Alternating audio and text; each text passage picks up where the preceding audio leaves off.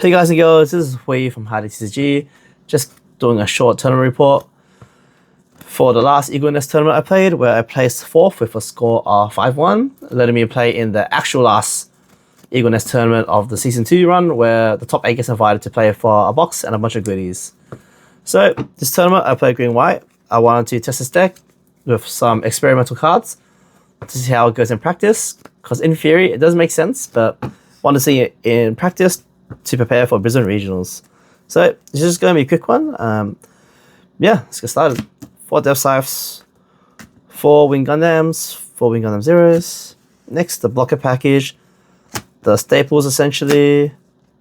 3 Yellow Strikes instead of 4 because I was thinking that aggro was uptrending and this sometimes is a little too slow, so I didn't want to clog up too much, so I played 3 and instead opted to play 3 striker packs instead.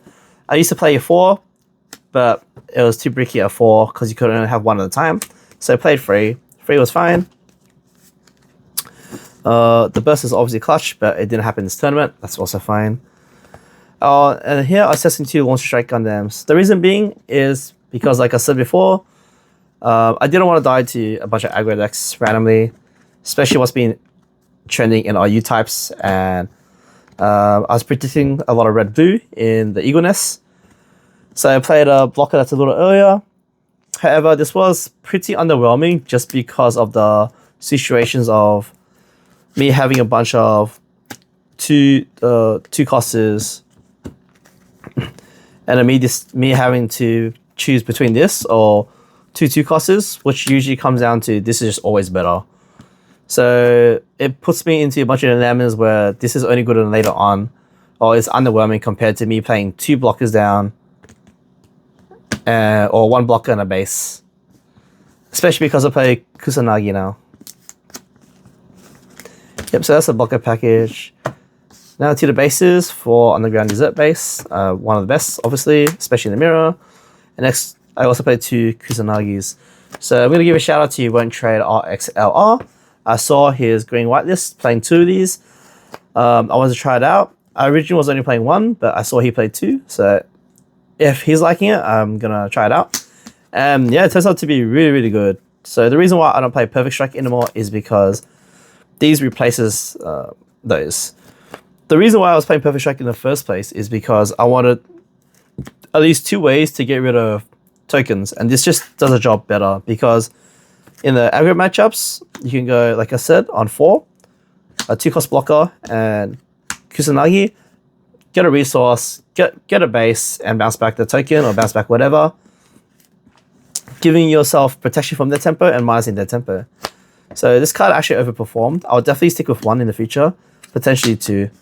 Yeah, sometimes you can clog with too many bases, but at the end of the day, a base is a resource to see, and in the mirror, it's like so good as well because you bounce back a blocker to make ways for your Death Scythe. For my commands, I played 4 Overflowing Infection, don't have to say anything about that, and 2 Navy Bombardments. So I didn't play any unforeseen incidents just because I feel like that card's predictable right now. It's so-so. This card is very situational, don't get me wrong, but it is very impactful in the right moment, especially on curve. No, especially on their curve.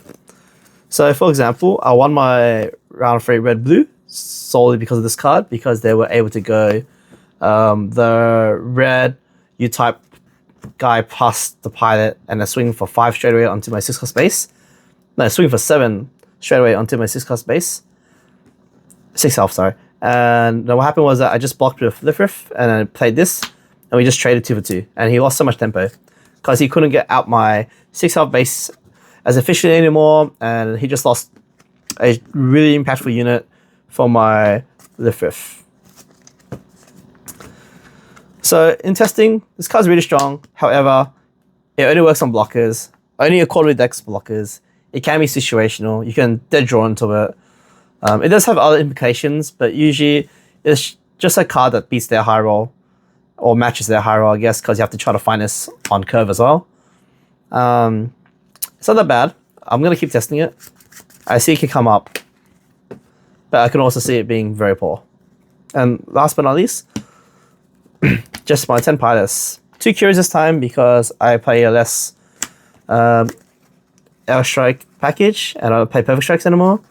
However, if I were to bump this up to 3, there's an argument to keep these in.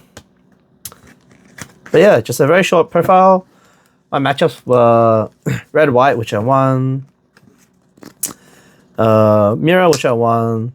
Red blue, which I won due to the command. Another red blue, which I won.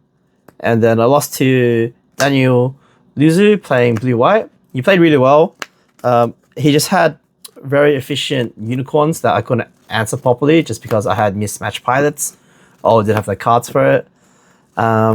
He also just drew too many cards with the unicorns and for 3 show resolves, which essentially means I gassed out in the late game. Which happens, that's fine. Yeah, really cool guy. And then I won the mirror. So yep, went to 5-1.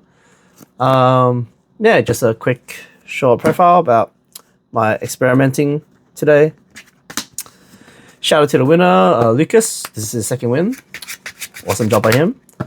Yeah, if you have any questions or feedback, please let me know. I like to answer comments a lot. So leave any if you want to. Please like and subscribe. It helps us out.